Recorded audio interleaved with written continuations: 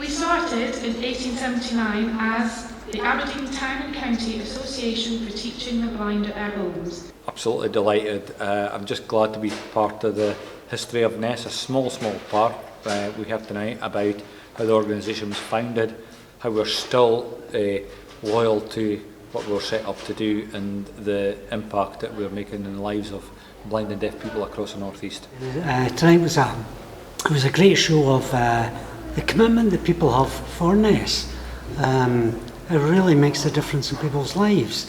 People are committed to it, they get great value from it, so yeah, it's tremendous. I was diagnosed with a condition called Usher's when I was about 14, which essentially meant I would get tunnel vision. So for a long time it took a lot of kind of emotional and physical support to learn to live with sight loss. And if you told me a few years ago I would be a director for North East Sensory Services, I would have laughed in your face. So I think it's definitely taken years to kind of build up that confidence, but now I'm here and managing to see all the support that NESS can provide. So yeah, definitely, it changes people's lives, surely. With NESS going back in its day when it was the Murray, we had the children's deaf clubs. I was part of that growing up as a child, but then I left because I was growing up to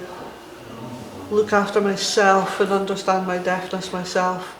Now that I've been 4 weeks roughly into post, learning the ropes, understanding what NESS is all about for both the deaf and blind people, it's been challenging, but it's a good challenge. So I was doing a project on sensory impairment and access to healthcare. So I'm a medical student, and through my studies, so then to start with I just went online to see what was available in Aberdeen, and NESS popped up. So then I got in contact with them and found out that it was this incredible charity that do so much to support people with the sensory loss. I think they do reach so many people, and it is incredible. I think it's a shame that not everywhere in Scotland has a NESS. Thank all those involved in North East Sensory Services, the staff, the volunteers and the service users, who, everyone working together, they managed to help transform the lives of so many in the North East. I've not written a book yet. The first superintendent, which would have been the chief executive then, he wrote a book about all sorts of stuff. I read a lot of books, but I've never written a book.